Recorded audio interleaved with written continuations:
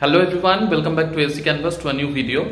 তোমরা অনেকেই roaster clearance সম্পর্কে জানতে চেয়েছো যে রোস্টার ক্লিয়ারেন্স নিয়ে কোনো আপডেট আছে কিনা। এবার ব্যাপার হচ্ছে বিপিএসসি টিআরই 3.0 এর রেজাল্ট এর জন্যই থেমে আছে যে রোস্টার ক্লিয়ারেন্স হচ্ছে না। এবার রোস্টার ক্লিয়ারেন্স যতক্ষণ না পর্যন্ত হচ্ছে ততক্ষণ পর্যন্ত টিআরই 3 এর রেজাল্ট দেয়া হবে না, আর টিআরই 3 এর রেজাল্ট যতক্ষণ না পর্যন্ত দেয়া হচ্ছে ততই পেছোতে থাকবে টিআরই 4। এবার ব্যাপার হচ্ছে টিআরই 3 এর জন্য রোস্টার ক্লিয়ারেন্স 4-5টা জেলায় এরকম রয়েছে বিহারের, যার জন্যে মানে যেইখান থেকে এখনো পর্যন্ত ক্লিয়ারেন্স মানে দেওয়া হয়নি, মানে এখনো পর্যন্ত আপডেট এসে পৌঁছয়নি শিক্ষা বিভাগের কাছে, তার জন্যই ডিলে হচ্ছে।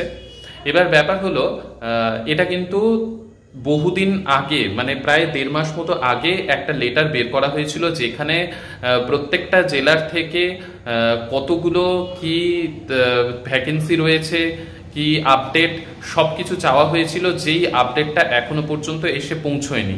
এবার কেন এই দেরি করা হচ্ছে, কি এর ভেতরের ব্যাপার, তার জন্য 27 সেপ্টেম্বর মানে পরশুদিন একটা প্রোটেস্ট করার জন্য বিহারের টিআরই 3 যারা দিয়েছে বা টিআরই 4-এরও যারা, তারা সকলে পাটনা যাচ্ছে, যা শোনা যাচ্ছে নিউজ থেকে।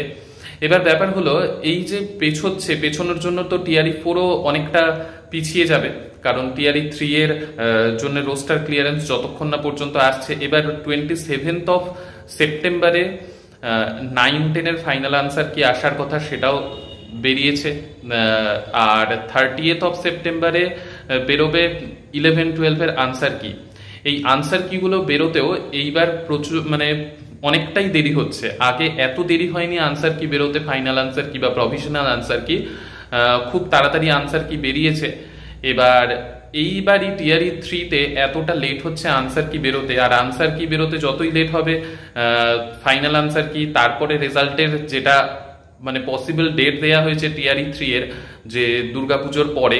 এবার দুর্গাপুজোর পরে বলতে সেটা কতটা পরে, এবার যত এই দিকে মানে ডিলে হতে থাকবে ততই আরো ডিলে চলতে থাকবে। এবার তোমরা যে রোস্টার ক্লিয়ারেন্স সম্পর্কে জানতে চেয়েছো, তো রোস্টার ক্লিয়ারেন্স এখনো পর্যন্ত হয়নি, তো সেটা তাড়াতাড়ি শিক্ষা দপ্তর থেকে তো চাওয়া হচ্ছে রোস্টার ক্লিয়ারেন্স, কিন্তু এখনো 4-5টা জেলার থেকে সেই ব্যাপারটা মানে ক্লিয়ারেন্স করা হয়নি।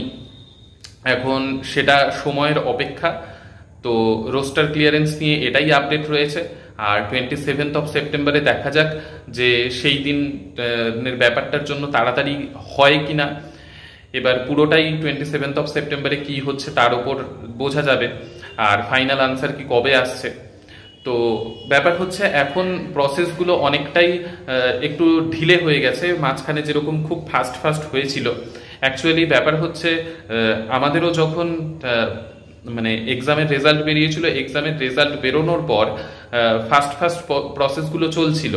এবার মাঝখানে আমাদেরও একটু ঢিলে হয়ে গিয়েছিল জয়নিং এর আগে। এখানে যেহেতু মেরিট লিস্ট বের হওয়ার পর ডাইরেক্ট জয়নিং হয় না, তো জয়নিং এর আগে আমাদেরও ঢিলে হয়ে গেছিল, তখন আমরাও প্রচন্ড টেনশনে ছিলাম।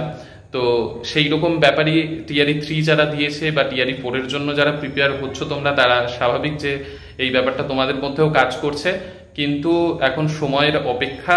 আর এই হচ্ছে হেডমাস্টার, হেড টিচার, এগুলোরও যে এক্সাম নেওয়া হয়েছিল সেগুলোরও পর্যন্ত এখনো পর্যন্ত মানে মেরিট লিস্ট বেরোয়নি, বুঝতে পেরেছো? তো অনেকগুলো ব্যাপার এখন পেন্ডিং রয়েছে, তার জন্য লেট হচ্ছে।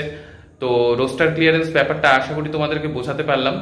তো নেক্সট ভিডিওতে তোমরা একটা কথা জিজ্ঞাসা করেছো যে দাদা তুমি প্রথমে যখন এখানে এসেছিলে বেঙ্গলি মিডিয়াম থেকে যেহেতু এসেছো, তো তোমার প্রথম অভিজ্ঞতা কি, প্রথম দিন ক্লাস নিতে গিয়ে তোমাকে কোনো প্রবলেম ফেস করতে হয়েছিল কিনা। তো সেই নিয়ে আমি আজকেই তোমার সেই কমেন্টটা দেখলাম, তো সেই নিয়ে আমি আগামীকাল ভিডিওতে অবশ্যই জানাবো। তো ঠিক আছে, সুস্থ থেকো, ভালো থেকো, আর একটু মনোবল নিয়ে থাকো, কারণ দেরি হচ্ছে, খুব স্বাভাবিক এতটা দেরি হয়ে যাচ্ছে। ঠিক আছে, কালকের ভিডিওতে আবার তোমাদের সকলের সাথে দেখা হবে। সুস্থ থেকো, ভালো থেকো, বাই।